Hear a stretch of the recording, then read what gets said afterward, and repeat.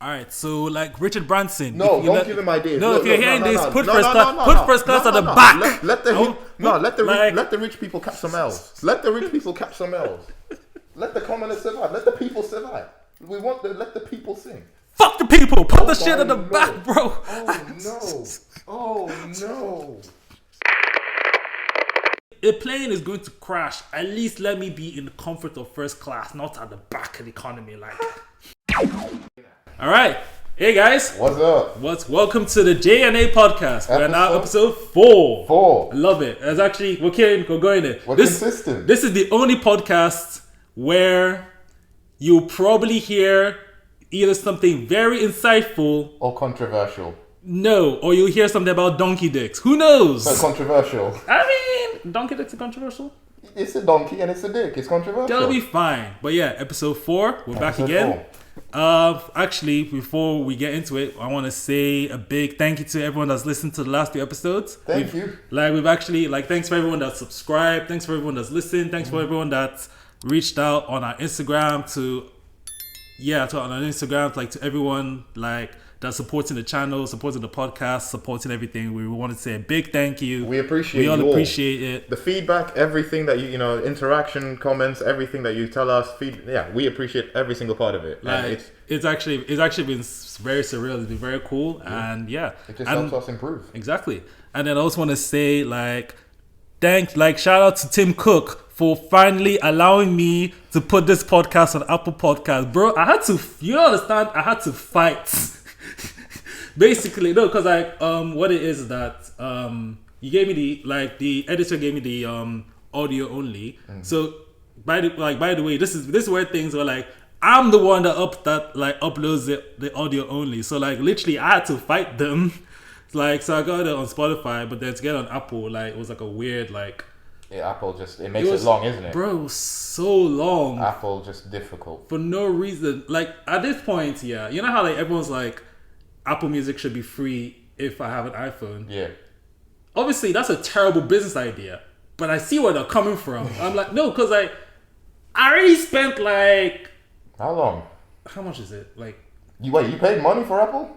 For an Apple phone? For to upload the podcast on Apple? Oh no, not for the podcast. The podcast the podcast is free. I think we can get paid actually. We can, but that's a long term solution. That's not a current idea. Don't worry about that. It's actually because we actually have unlike other podcasts, we actually have jobs. We actually have 9 to 5 paying roles. We don't get paid to sit and talk. We do this for free. Yeah.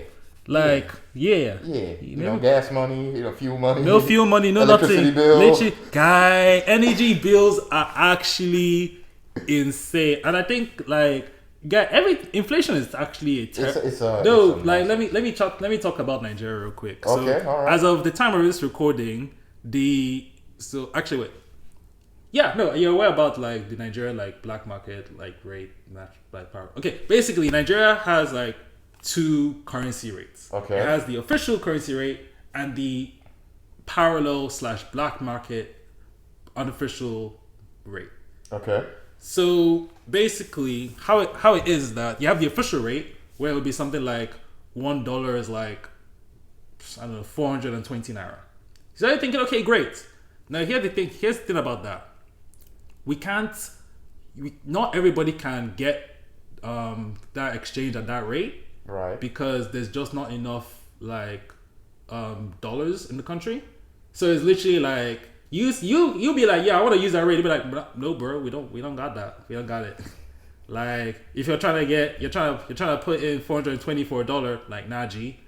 Damn. So that's where it now gets a parallel rate. So it's the illegal rate, the on the hidden rate. Yeah, I won't say it's illegal. It's kind of everyone kind of looks at the parallel rate as what it actually is, because it's only I guess corporations or banks who get the official rate, really. So it's the white collar rate and the blue collar rate.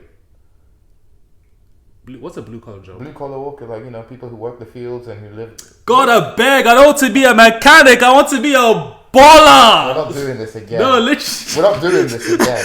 We're not doing that again. I swear. You better prepare for the stew to return. The stew will be here. Okay? We're not doing that again. So basically, right now at the parallel rate, it's about $1 is like 860 naira as of the time of this recording. And I think like my guy's bringing up the exchange rate at that time. Because bro, exchange your currency. No, right literally, because tomorrow, bro, £1 is 1,000 naira.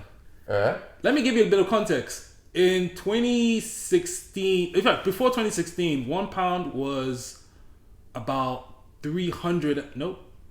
So $1 was 250, and £1 was about 450, 300, 350, like something like 350 to like 500. Okay. So it's basically so exchange rate has doubled in less than 10 years, and it's like, hey yo, I mean also like it's a bit worrying, but like all you guys that are in Nigeria, all you guys that are in the US or in the UK. So all I'm hearing is Dirty December we go ball, yeah. Like bring your dollars, bring your pounds, like let's splash out, let's have a good time. He is Lord. You know what it is that like I can go into the country with shit. I need to do quick math. You need to do quick. This is a chill podcast. We're not here to do quick math. No, like okay, let's say like I can go to the country with like £10,000 and I'm a millionaire. Damn, son. That's what I'm saying. That's why I'm like, it's terrible.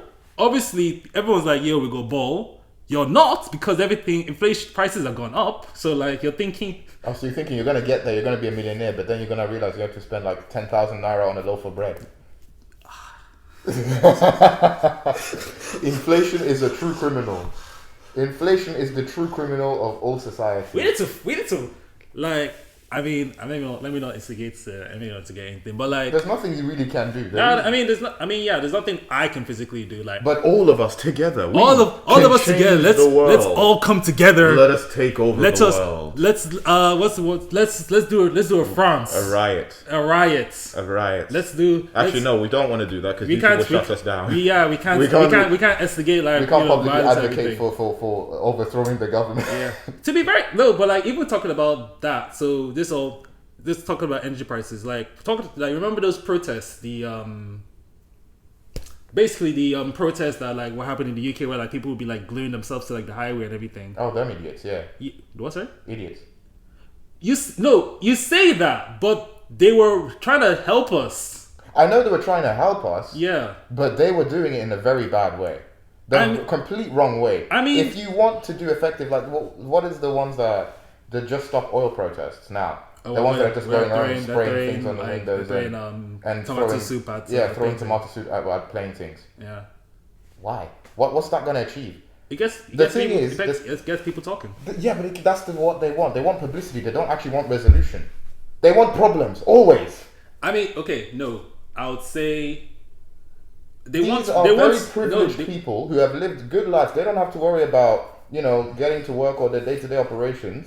They are free to just sort of rummage around and do what they want to do, and they decide this is. Look, I understand the point. I get the point. Yes, oil, and oil production, oil consumption, and coal production and coal consumption isn't good for the environment. I 100% get it. I 100% agree that we should be investing in renewable resources and renewable energy. But what they're doing is not the way of doing it.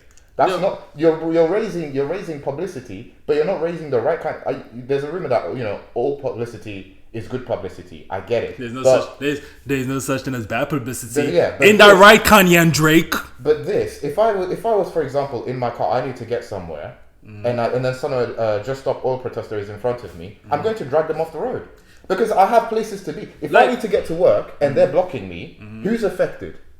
Okay, no, but who's affected? It's not the big oil companies, the big bankers, or whoever they're pumping oil out the ground. No, if they want to do a protest, go to the oil rig and do the protest there. That's where you're going to send an effective message that we are standing up against it. They're being bankrolled by secretive millionaires that I was like, oh yeah, let's do the oil lobbying now and this and that. They know where they're getting their money from.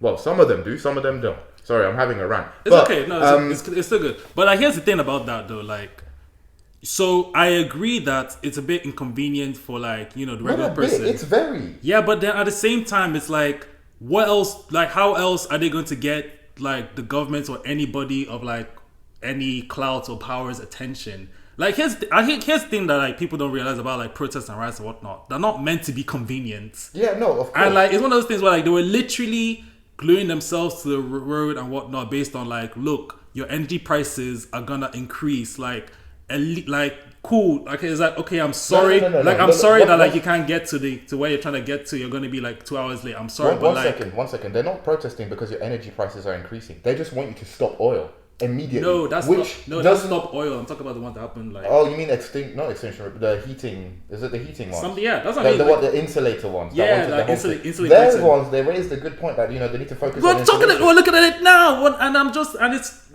like obviously like. It's such a nuanced thing, protesting and like getting the message. It's literally. Have you seen the movie Don't Look Up? Don't Look Up. No. You should watch that. I don't watch a lot of stuff. Hey guys, welcome to Jay's movie recommendations. Today we'll be talking about Don't Look Up. No, we're talking about the protest. I'm gonna talk about that. Don't Look Up I watched it. I thought it was a good movie. It was pretty fun. It was pretty funny, pretty interesting, pretty engaging. All in all, like pretty solid movie. Anyway, coming back to this. So literally. So that's one of the things. It's one of the things where it's like. They're trying to get the message across. They're trying to like get government to like do something, and it's like it's basically like, let's say like I'm a scientist or like I don't know what I'm something where I'm like, look, I can see that it's gonna get colder. These prices are going like this. Like I'm trying to tell media. Everyone's just like no one's really listening. No one's really paying attention. I'm screaming. I'm getting louder. I'm trying to bring more awareness to this, and no one cares. You're gonna have to do something drastic eventually. Yeah, pay Kim Kardashian or Kanye West to do a sponsorship. That'll work. I mean that'll work in most cases. If you pay Kim Kardashian money to go speak about that's a lawyer, I don't even think is really because like she's a lawyer. She's like helping out with the Gunner case. I don't. Just pay a celebrity that's very popular. To talk on it on your behalf, or a footballer, and that wait. Leonardo DiCaprio talks about like global warming and like fucking climate change like basically every day. Yes. What are you doing about that? And he's Leonardo DiCaprio sleeping with 25-year-olds and not going above 25. Like inflation is so terrible that Leonardo DiCaprio had to raise his dating age from 25 to 28. No, he's still dating 25. Is it?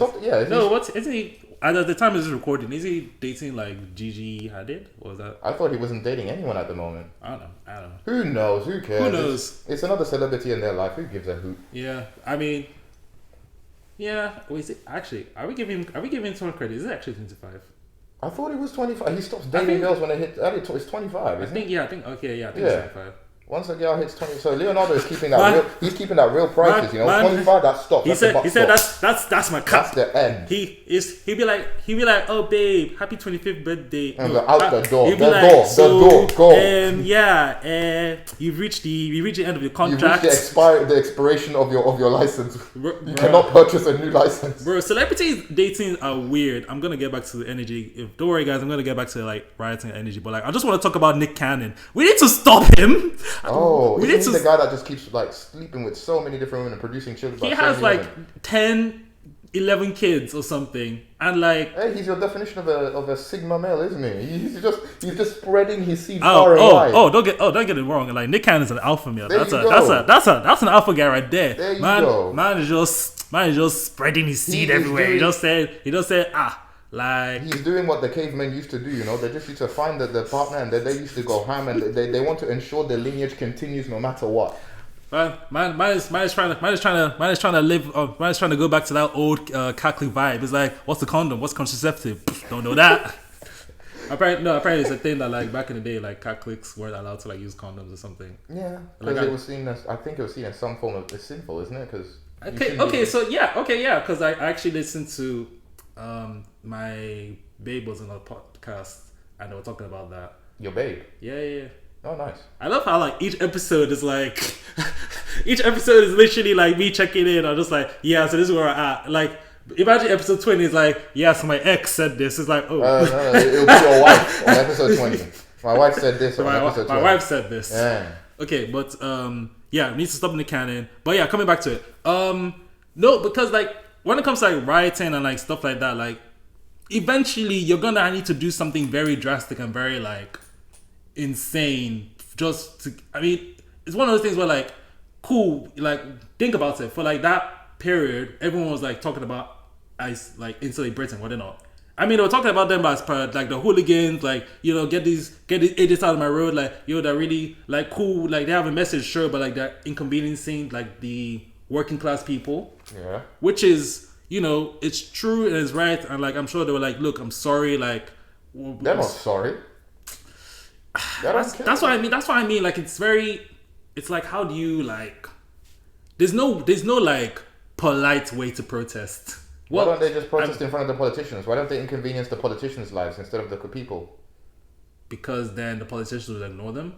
I think they. Yeah, but that's the point. I think they wanted like legislation. They wanted legislation to insulate the home. So why not inconvenience the people that make the very legislation? Yeah, no, you're not getting it. I'm saying like I think they wanted like the public to like be aware that this is happening, so that they can have that public push where like people are like, oh, like so this is why you're doing this. Oh, that's crazy. Yeah, I don't want to pay extra, and they can like you can start calling like your local MP local MPs. Yeah, local MPs, yeah. Yeah, you can call your local MPs, you can call, like, you'd be like, yo, like, I'm seeing, like, apparently, you guys are thinking of, like, increasing the prices, like, heating prices, like, what the fuck is that? I think that was, like, I feel that that was kind of... I understand what they were trying to do. Yeah, and it's but like... it's not gonna... bad publicity, people just hate them.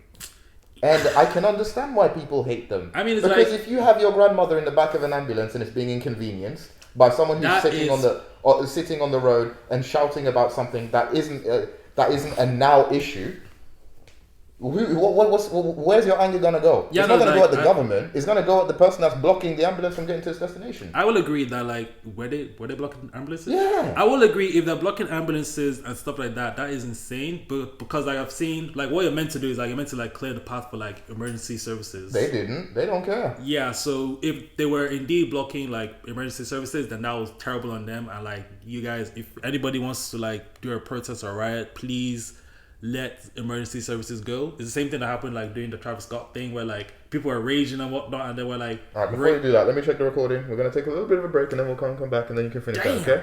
Damn. You can get on your Travis Scott shit. Welcome to Back to JNA podcast, filmed in front of a live studio audience. Clap, Applause, yeah. And then the laughter of dead people. Ha! Oh yeah, they're all dead. Yeah, they're all So when you last left us, we were talking about how Travis Scott rioted. Yeah, so we're talking about how if you're doing like protests or riots or any form of like mobbing, you're meant to like let emergency services go, which was something that the people that were at Astroworld didn't do when like people were fainting and whatnot, and like instead of like clearing the path for like ambulances and whatnot, people were like literally like raging on the ambulances, which was terrible. Oh yeah, that did happen, didn't it? Yeah, no, it's very sad. It's a very sad, very wild time, and like yeah, so on lighter tones. Lighter term. Yeah. Now I mean, basically, there's no polite way to protest the riot without like if you want to try to get solutions, and you know, I feel bad for everybody that's trying to like make a statement, but like they're inconveniencing the wrong people. I guess is that what you're trying to say? Make a statement, but do it in a way that will get people to support you. I guess I don't know. I'm unsure because if you want to do a protest, you can do a protest. That's fine. You can walk along the streets and you can walk along the streets where things are sort of closed off and you can make a statement, or you can stand on a bridge and, you know, have your banner ready and just raise attention to it. You know, when you walk down the street, you'll see someone protesting. What was I doing? I was going near Baker Street, and there were people protesting against the government, against like... Oh, today? No. This was a while back. Okay. But they were like, what they were saying was honk your horn if you're against the government. And I thought, you know what? That's fantastic. That's amazing. Like, I can see people honking. People were like cheering them on, and people were happy. And it's like, yeah, you know what? That's an awesome way of protesting. I was like, yeah, sure, go ahead. I support you guys, 100%. And while we're on that, so what episode was that? That was episode 1. Which it? The Liz Truss episode. Was that episode? That was 1? Last episode. Was that episode 3? Yeah, Liz Truss. When I gave her the little shaku, that was last episode. Was it? Yes. Well, that's how quick she's gone. Damn. Well, in that time, yeah, she's gone, isn't it? We have lost one prime minister. We've had 3 prime ministers. I'm not British. They've neither am I. So like none of us. they've had 3 prime ministers in the last year, and right now we are on, as of the time of this recording and when this episode, well, I mean, imagine if he's not the prime minister when we release this episode. Think so. I don't because that's think literally what happened when we were talking about Liz Truss, and then we released the episode and she was already out. I was like, bro. I don't think so. I think that will be a madness. If we go, if there's another prime minister, it's a general election. There can't be another prime minister. I think they're trying to do a general election even. Yeah, well, Labour is pushing for it, and the Scottish are pushing for it. I'm Scottish. Alright. Okay, no. Okay, don't worry. I'm gonna post. I know that sounded so racist that I know I might have just done a little racism, but like, trust me, when I post the like, you guys get the reference. Shout out to our Scottish mandoms wherever you are, if you are there. Shout out to all the Scottish people. Shout out to Scotland. I love Scotland. Scotland is beautiful. Scotland is far. Scotland is beautiful. Like I literally like I was telling you, like literally like So in my own personal life, I'm my own personal life, I'm gonna meet like a couple of my old like uni like secondary school friends. Your homies. My homies, yeah, homies. Kind of when me and the homies link. Mm-hmm. Oh snap. Yeah. You know I can't see out this mask. Don't worry. That's a continuing trend, by the way. But like, so one of my friends like came all the way from like Dundee to London just to hang out, and I was just like Dundee. Donkey. But like, yeah, Dundee, and it's like, bro, that's far. That is far. Did they have to fly there or did they take a train? They took a coach. Allow it. That's actually, bro. I mean, it's probably the cheapest, but it's also the longest. Like when they arrived, I was like, oh my god, he actually took the coach. I felt so bad. How many hours was that? Like 10. Driving up to Scotland. I felt so bad for them. Like, but they're listening or watching, and I just want to say like thank you for coming. Like I really appreciate you coming. Shout out to Jay's friend. Shout out to, don't know who they are, but shout out. Yeah, shout out to her for coming all the way. Like you're a real one for real. Like there wasn't much love in that. Anyway, so that actually leads us on to the other thing we wanted to talk about, which is planes and trains. Guy, hot take. Trains over planes. Like I love trains. Let us know in the comments what you think. Do you prefer trains or do you prefer planes? Because I think here's the thing with me. So I'm a nervous flyer. Mm-hmm. Like, says the guy who went to America like first class on yeah, the low key. Like I mean, if a plane is going to crash, at least let me be in the comfort of first class, not at the back of the economy. Like, no, because that's always my fear. Because like I'm always afraid the plane is going to crash. Let me be in the comfort of first class rather. What kind of shenanigans is that?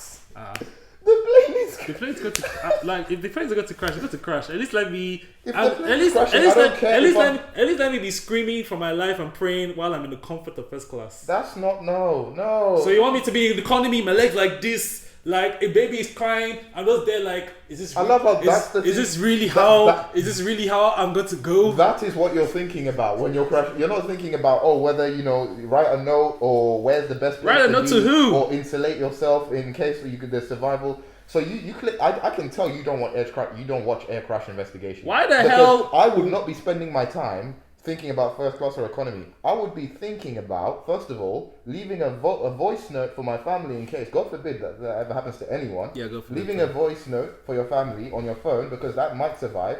Paper might not survive. So electronics might survive. Leave a voice note to tell them, and then you might be thinking about where's the best place to be on the aircraft. In terms of what's going on the aircraft. Technically, first class is a bad place to be if you're going down like that, isn't it? If you're nosediving and first class is at the front, tends to be, isn't it? Yeah. So then that's the worst place to be.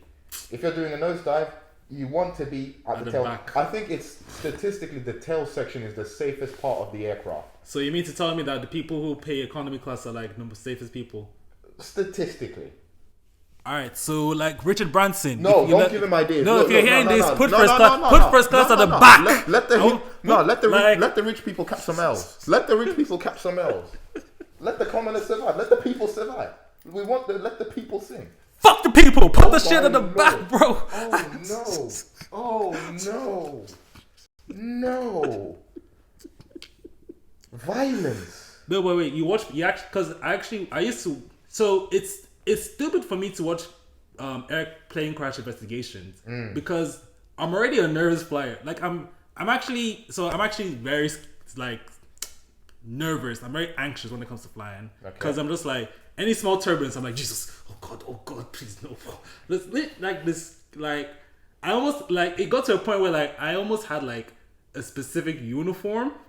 Like I always wore like the same like shirt type or shirt color and like same like jeans and like jacket every time you flew. Yeah, like it was almost you good luck.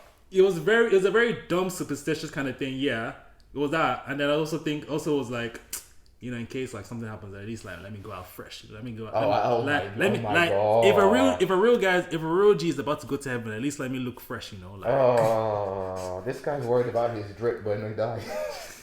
Drip or drown. Drip or death. Like, trick or treat, drip or death. Drip or death. But like, yeah, no. I personally just like love trains in general. So like, I'm actually I'm a train enthusiast to say the least. Like I love. Oh, you're like that bourgeois kid. A little bit. I love him. Yeah, so like he's so niche. I'm like, you know what? Yes. So like I have like me and a friend of mine, like we're very like we love trains. He's more like he knows more like about like the train classes and everything. And he's more like into it. I'm just like I'm trying to be like him. But like so when it comes to trains as well, also like I like public transportation. So like in London, where like the tube is beautiful. London has one of the most beautiful public transportation networks ever. Bro, I can get from bro, you don't have to like. I have a driver's license, sure, but like I don't need to drive. Like I can get from like. I can get from like the north of London to the south of London without needing a car, because London has fantastic connection routes, and that's one of the things I love about London is its transport network. Bro. It is just beautiful, apart from maybe parts of the south, because they don't have the best rail. So you see, it's crazy because like I was telling my boy who lives in South, I was like, bro, like they need to like put like an extension there or something. He said, no. I don't like. We don't need y'all coming down here. I don't want peace. Like we don't want y'all gentrifying us. Like no connections. If you're trying to get here, take a flight. You know that joke. Everyone was like, oh, like where do you live, Croydon? Yeah. Gosh, no. Trying to get to Croydon is a nightmare. That is so bad. Trying to get to where was I trying to get to? Wimbledon at one point. Wimbledon. Yeah, and it was luckily the overground went there. I think Wimbledon. That's the district line and the overground. But I took the overground. And also the tram. Mm-hmm. And also trams. And lots of trams. Yeah, but I took. You see how I just know that. I decided to take the overground, and I think it took me like an hour and 20 to get there, just on the one line that goes all the way around. But it's like the south is not very well connected to the rest, and there's a historical reason. I think it's to do with the rock layers. Yeah, something because the tunnel, digging the tunnels in south is quite full of mud and not sleep, but like it's quite difficult to shale? maintain. Is that the word or something? Is this shale? Is that the word? No, I don't know if it's shale. I don't think it is. But whatever it is, it's like very difficult to maintain the integrity of the tunnels in the south of the river. So that's why they don't tend to build many tunnels. But they got trams, they got buses, they got their essentials. So you can still get to south. You can, and wait, you'll struggle. You will struggle. There was something I wanted to say. Oh yeah, I have two stories. So the first thing I want to say is that like, so that's like, I'm such a train enthusiast. That like when the Elizabeth line opened, like the middle course section. I was on that thing. I was on that thing.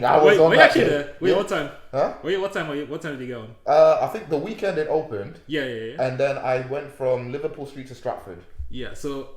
And then Liverpool Street to Stratford? That's already open. Well, it's open, but when they did the official unveiling of the thing, when they officially named it, because I know that it used to be like that before. You mean, yeah, with CFO Rail, so when they made it Elizabeth line. Yeah, then I went from Liverpool Street... And I don't remember where I stopped, but I remember continuing. Because it's weird. At Liverpool Street, you have to get off the train at one end, walk through the entire station, and get on at the other end to get the other Elizabeth line. And I was like, that's a bit... It's a bit annoying, but like, as of the time of this recording, and by the time the episode comes out, they would have stopped it. So now it's going to be full through services. So you're going to have services from Reading and Heathrow all the way to Abbey Wood. Nice. That's one train all the way, and then you're also gonna have services from Paddington up to Shenfield. So the question I have is this, right? If I get on the train in London, go all the way to Reading, don't leave the train, take the train back to London, how much will I have to pay? Nothing. Brilliant. Well, if you don't tap out or anything. So here's the thing. So the TFL zone for the Elizabeth line is up to Zone 6. Ivor, I think. Right. I think it's Ivor or Rioting Park. Like, you know, I don't know. Shout out to somewhere. So I think once you get to past that point. Shout out to somewhere. Once you get that past that point, I don't know. Like, I'll be surprised, but like I think they might have like ticket inspectors. Yeah. Guy, I remember the first time I saw a ticket inspector on a bus. I was so shook. Okay. That brings back memories of the 38. You remember when the 38 used to be like a bendy bus? When they had bendy buses. Oh, when they had those buses. I did. So I remember those. Like, My dad, when I started coming to the UK, my dad and I, we were on the bendy bus once, and we were going to Victoria, and so this guy, that's when they had the ticket inspectors all the time. So this guy walks on the bus at the like in the middle point, because you know you can just jump on without a ticket, no one will see it. So he jumps on at the. Even now point. We can. And like if you're a bad man. Me and my dad are sitting right towards the back of the bus, and we see him come on. He walks up like he's gonna take a seat. Sees the ticket inspector, goes out the next door again. No, but fair enough. No, like okay, I have two stories. So I remember like the first time I saw a ticket inspector on the bus, I was shook because I paid, but like I was kind of like, bro, like really? Like you want me to like tap my oyster or like on the bus? But like here's the thing when it comes to like me and trains, like okay, back in the day, like obviously now I'm a big man, like you know I'm grown, I'm earning money, but like back in the day, he's still a child. I used to bump train. I can't lie. You used to bump trains. Like what? Bump as per like. Whoa. Bump. So bump train in the UK is a UK slang to mean like I didn't pay for a ticket, so I just hop on a train. I just like basically is it fare evading. Man said bomb trains. Jesus Christ. I got so concerned. I was like, is this a piece of slogan that I was like, I didn't know. Yeah, it is a piece of slogan you didn't know. Let me like obviously like no, because like no, sometimes. But hold on, bumming trains make sense though, because what would you call someone who lives? You could call someone who lives on the street a bum, right? Who doesn't have money to pay for something. You're talking bum as per like bum cheeks.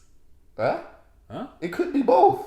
Because bum still makes sense. Because if someone who lives on the street, you know, you could call them a bum, right? Some people call them a bum. Yeah. So when you're saying you bum a train, you're saying I can't afford to pay for the train, so I'm going to jump on it and just like not pay for it. I mean, because you can't afford it. So it kind of makes sense. It makes sense, but you can't. I can justify it. You can justify it. You can justify it, but like testify. I have justified it. You can justify it, but like nobody's ever going to say that. The court is in my board. Nobody's ever going to say I'm bumming a train. I mean, yes, they're not going to say that. Do you know what it is to like? I mean, do you know what it is to like?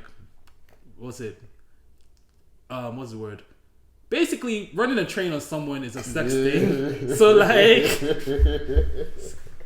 why is it called running a train and not a threesome? Anyway, because why is it called running a train and not an orgy? Because the track is coming from two different sides. Hey yo.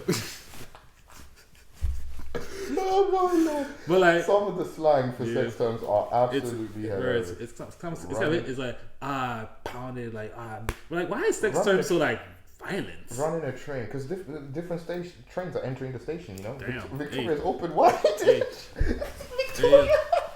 Hey yo, that's why the Virgin trains don't go to Leicester, innit? Oh, beautiful, fantastic, well done. Anyway, as I was saying, we're gonna take a break and then we'll be back. We've gone off the rails. All right, we've gone off the rails. Hey. It's train talk. So yeah, getting back on to this is literally a one take. Sorry audio only version. So I used to like do a bit of fair evasion, bumping trains. So I think because basically where I live is like not too far. So let's say I want to go from like Leicester to Loughborough. So that train journey is like 10 minutes. Yes. And back in the day, Loughborough and Leicester Leicester had like gates, but like they were always open. Yeah. Or like if they were open, they could go like a different side, which was always open. And Loughborough didn't have any gates. So I'm just there like, why am I gonna pay like at the time it was probably £3? To be fair, at the time it was like £3, but like as a brokey, I was like, bro, why should I pay when I could just not? Okay. But then I still remember once it's like so like at the time where like you have to just when you just no, like, okay, like this, I'm not going to see any ticket inspector. So like this, I still remember like when I used to go from like the Midlands to like Birmingham, like if Isn't that just the Midlands? Yeah, it is. Actually, let me be specific. When I used to go from like Leicester to Birmingham, sometimes I'm pay a ticket, like because cross country train, who's checking me? Like no one. I love how you're just overtly committing to crimes on for the whole world to see. Look, you're not even keeping it to yourself anymore. I've already been apprehended by the police. What else can happen? That's it. I'm gonna get to that story in a bit. You just openly admitted on live air that hey, I've been jumping trains and I got caught slipping. Look, everybody has jumped trains. Like let us not lie to ourselves. I don't think I have. Yeah, first you're actually a good citizen. I like that. Good. Good for you, bro.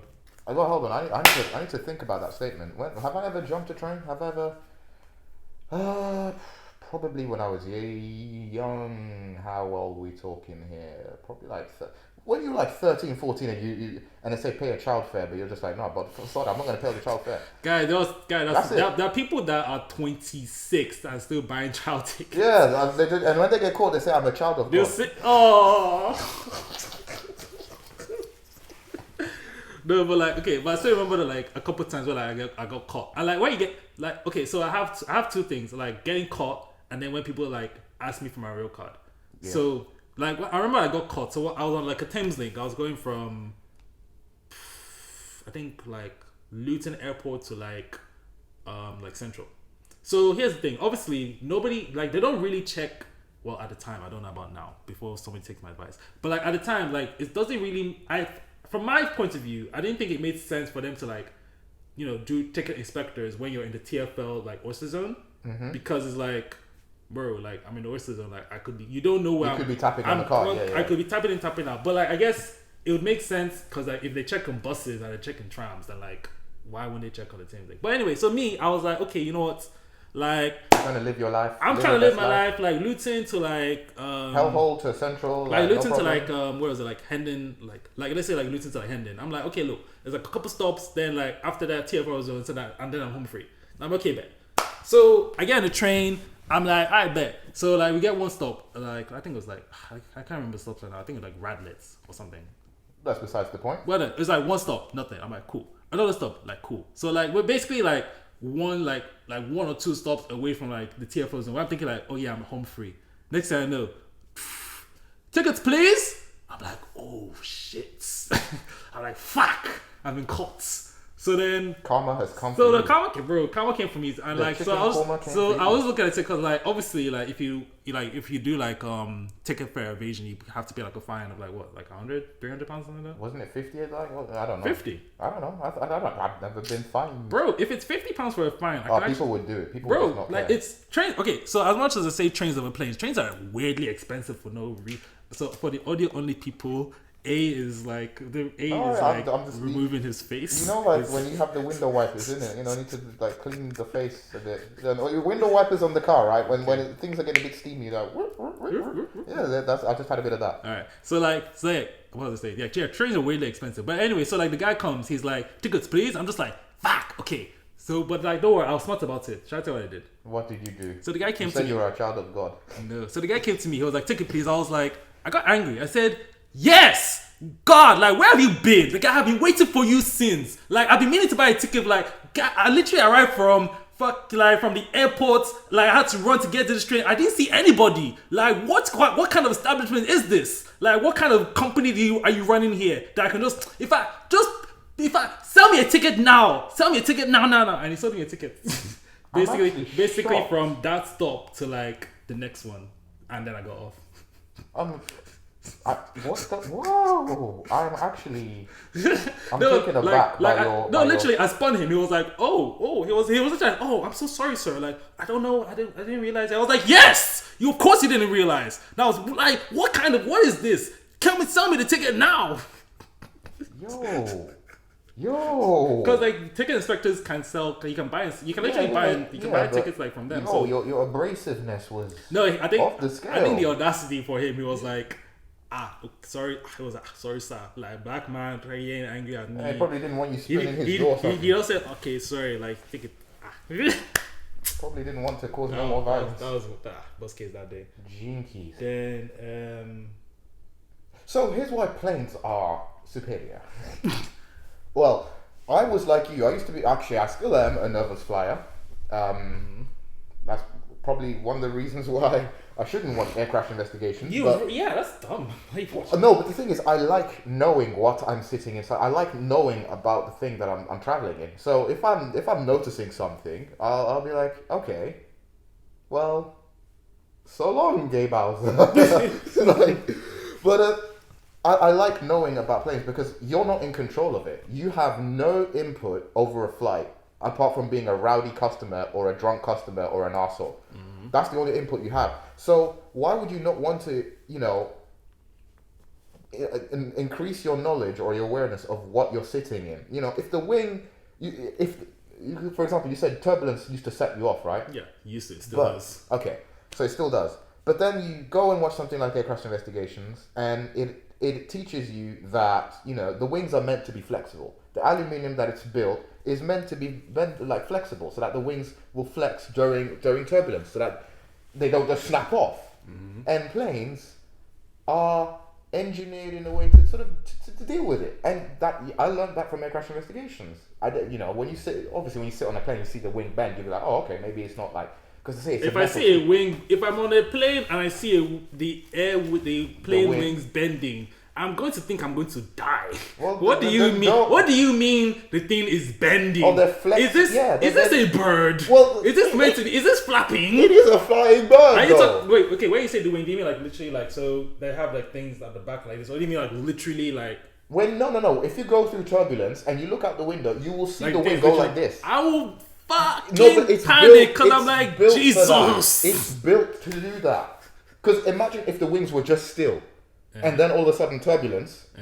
If the wing was built still, that would increase metal fatigue. That will increase the stress on the wing, and it will more chance of it snapping off.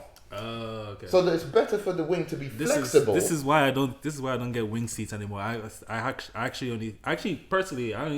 only get aisle seats now. You get what seat? Aisle, like next to like the aisle. Oh no, I hate the middle seat. Sorry, when you said that, it just makes it triggered you. It triggered me. Fuck. Every time, especially with Ryanair. Ryanair's the worst for this, right? Because if you don't buy your seat, is Ryanair still in operation? Yeah. I thought they got liquidated. No, Ryanair's making bank. They were like one of the only airlines that were still working during the whole pilot strike thing. They were still making bank. So what I'm saying is Ryanair, they get on my nerves sometimes, right? Because if you don't pay for a seat, they will, in my experience, they will intentionally put you in the middle seat of wherever you're sitting. So it doesn't matter if you're row 32, you'll either be row 32B or row 32 the E. And that's the middle seat, right? In between two people. And I hate that. But that's probably how they get people to pay. But I would either take the window seat, and then you get a nice view if you're flying during the daytime, not during the nighttime, or you get the aisle seat, in which case you can escape easily. Yeah. What else was I going to say? What I don't like doing though, and what I will agree with you on, is I hate night flying. Flying at night is one of the worst things I like. As for like flying at night and you arrive in the morning? Huh? No, just flying at nighttime. Flying at nighttime is a scary, to me, still scares me. Why is it, as a pilot, is more scary than flying in the day? Yeah. Why? Because as a pilot, I know you're trained there. Are you going to say you can't see? Huh? No, it's not you can't see. It's not you can't see. This guy gonna swerve. No, it's not you can't see, like as a pilot, but if something goes wrong and you get disorientated, how are you going to tell, especially when you're flying over the ocean, how are you going to tell what is up and what is down?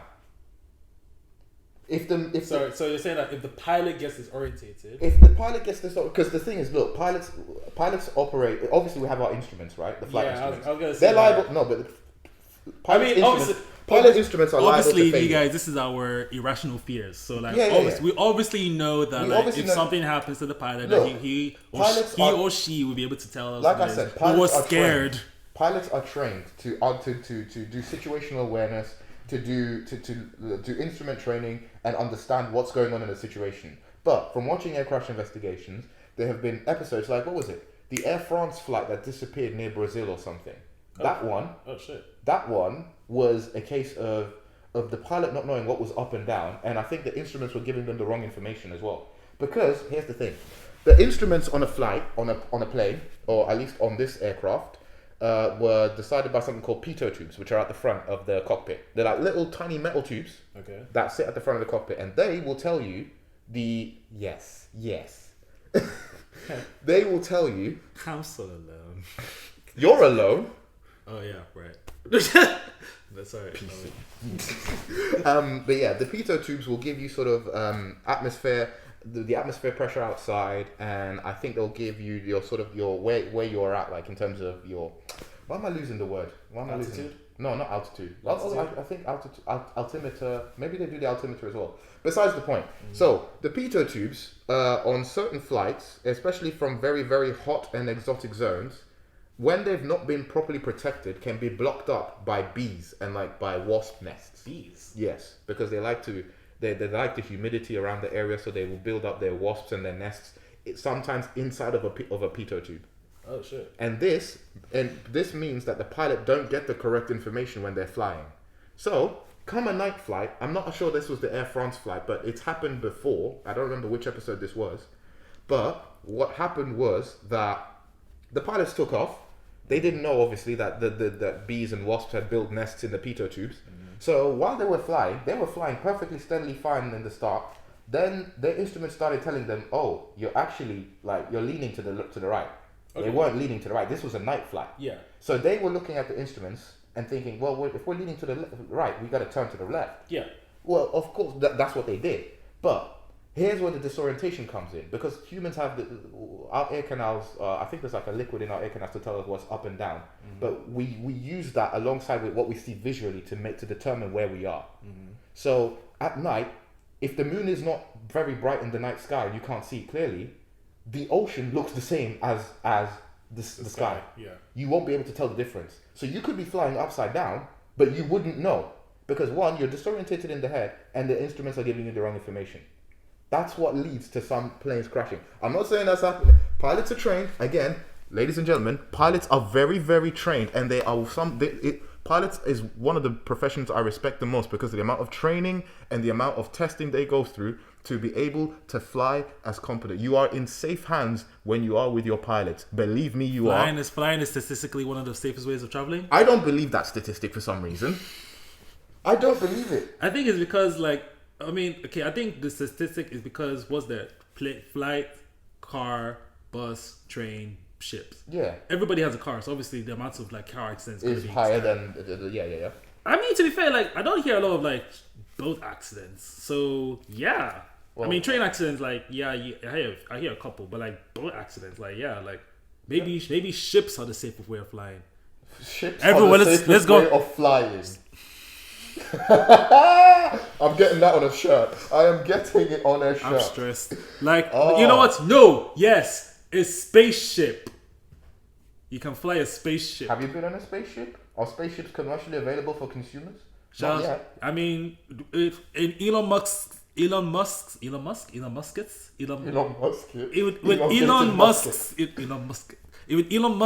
world, yes, we'll be flying out to Mars. Fam, that guy promises a lot and then doesn't. That guy promises the whole world and then doesn't. He said we were going to start getting Tesla trucks in 2018, and then it was 2020, then it was 2022. And then he said he's going to start flying people. I'm not saying that I do like Elon Musk, right? I do his as a person or no, I like his ability to get brains together and give people kind of a bit of hope in terms of what they want to do. Oh, basically he's an entrepreneur. He's a hype man. Yeah, he's a hype man. Yeah. He's a bit of a hype man, but yeah. He basically is just you guys, bro, trust me, man, we're gonna go to the moon. Yeah, and then he did that. Wait, what was that song they? He'll be like Dogecoin to the moon. And then he just killed it. He murdered it. He murdered it like he murdered his Hyperloop project. He murdered it like he's probably murdering Twitter. He murdered it like his parents probably murdered a bunch of people because of blood diamonds. But he murdered it like he murdered his child's name. Because no one can pronounce that. What is that? 12. That's what I'm gonna call it now. Just 12. Sounded like that SpongeBob. That was that SpongeBob character. 12. 12. All right, let's take another break. And then we will be right back after this commercial break. Hey guys, welcome to the commercial side of it. This is your podcast with Jay. This podcast is sponsored by no one. This podcast is sponsored by no one. Please pay us. So, okay, we're actually we're back. Are we? Yes, we're back. Shit! We've been back the whole time. You've been sleeping. Wait. Okay. Did you forget your baguette? Did you forget your baguette? Give me 1 second. My guy's doing administration in the background. Yeah. He's sorting out. Apparently, he's got a life outside the podcast, so he's too busy sorting that out to be focusing on the boys. All right. Whoop. Wow. Anyway, so what were we talking about? We're talking about planes. Trains over planes. And look, I'll say this. I love trains. I love public transport. I love trains. I love planes. I love buses. Well, I don't like sitting on buses, but I like the public transport network. I find it so fascinating. I find it beautiful. I find it very intricate, beautiful, especially London's one. It's one of the things I love the most about this city is you can get on a train, if you're bored one day, just get on a train, go travel, and or take a bus, let it take you to wherever it goes. You can get on another bus back. It's beautiful. Yeah, it's great. But one of the reasons I love planes is because I can see my family in Africa in about 7 hours, which you can't do on a train. Not yet. Introducing the hypertrain, taking you from Europe to Africa, vroom, underground. Yeah, I thought Elon Musk killed that though. Oh no, this is mine. This is your version. This is my idea. Oh, okay. Yeah. So you're actually no. You know what? Fuck trains. We doing teleportation. Okay, so now we're going Star Trek route, yeah. Star Trek, yeah. Okay, so how are we going to get from London to Lagos in 6 hours? London to Lagos in 6 hours. Yes. Juju. And so Black Magic has returned to the podcast after last time.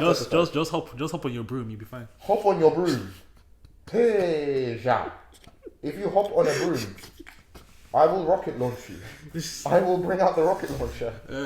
Or just turn into a bird, you'll be fine. No. You'll be alright. No. Dios míos grande. Dios míos. No. Okay. Shout out to my Spanish fans.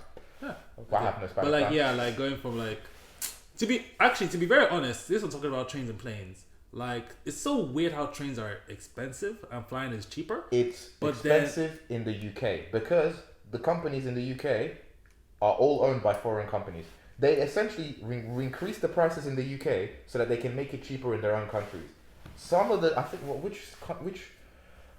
there's a French company that owns parts of, I can't remember if it's like Southeastern or something, but they own part of the franchise of the rail network in the UK, and they put the prices up here so that the prices can be cheaper in France. I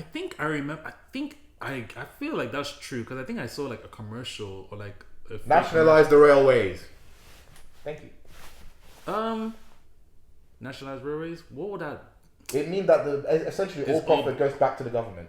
So the government can then use it to invest it into the infrastructure. I agree with that. I agree with nationalizing everything. Nationalize the UK railways, privatize the Nigerian railways. Are you sure about that? You don't want the Chinese influencing on the railways. You don't want it. I mean, I know the railways. I feel like, look, China has already bought a stake in Nigeria. It is what it is. Like, I feel sorry for you. If you start seeing us speaking Cantonese, it is what it is. Yeah. It's so. They've done the same to my. I feel so sorry. It's so no. Okay. Neo-colonialism. Okay. You want to talk about neo-colonialism? All right.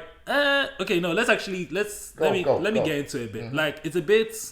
Obviously, everybody's a bit suspicious of how China is like giving out like huge loans. Suspicious? Wait, they're doing it. They're criminals. Wait, everyone's like how they're just giving out big loans to like to fund like these African projects that they probably know that the country won't be able to pay back, and so everyone thinks, oh, so you guys are basically buying assets because like now let me use like Nigerian Rail. So I think the Nigerian Railway project is part funded by like a Chinese railway something. So it was like, oh, so like if Nigeria can't pay back those loans, then China basically like has ownership of that like project. So like China now owns our railways. Yes. And it's like, I think I read somewhere that like they don't actually do that. Like that's not actually how it goes down. I could be wrong. No. Here's what China's doing. They're buying political influence.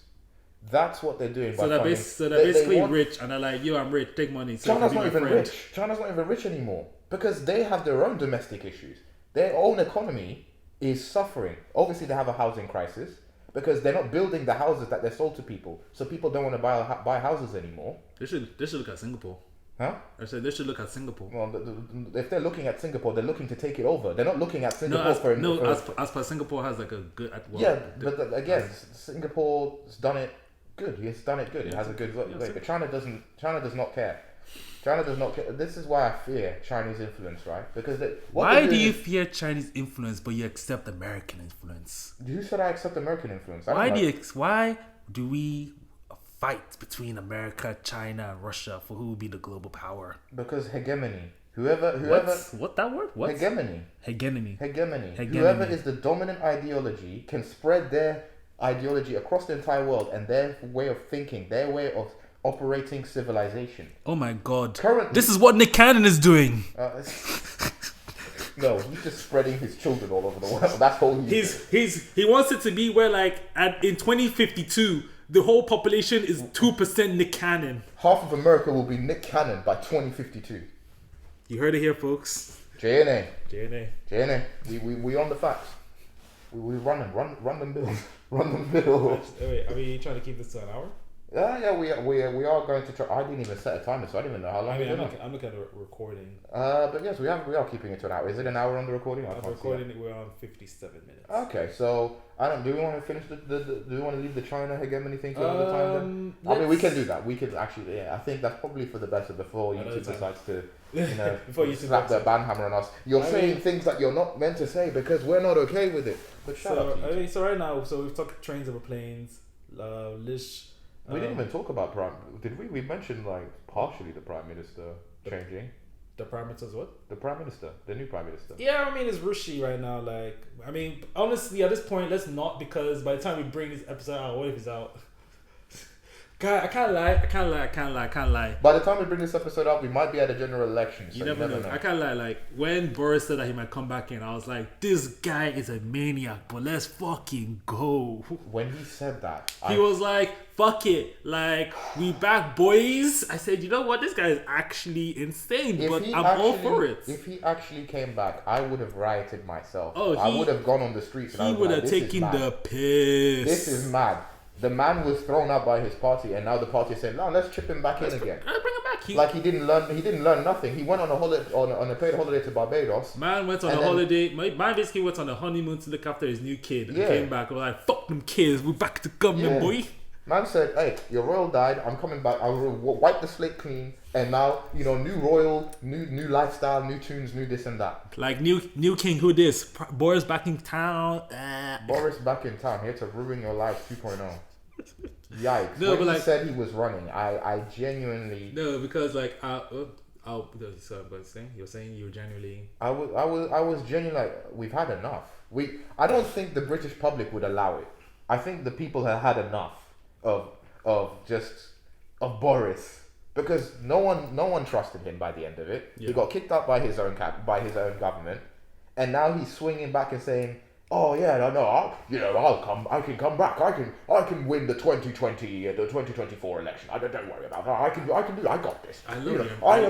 I'm Boris Johnson. I got the mandate in 2019. I can do it again in 2024. That's fine. No problems."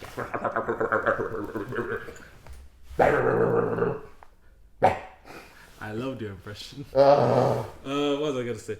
Because I remember I spoke to my friend a couple weeks ago, and he was like, "Look, Boris isn't the man that we want. But he's the man that we deserve." No. He's not. I'm not the hero. I'm not the hero that this country needs, but I'm the one that you deserve. No, he was like, he's not the person that we want, but he's the madman we need. Because honestly, with this whole COVID, Brexit, inflation, everything, you need a madman to just be like, you know what?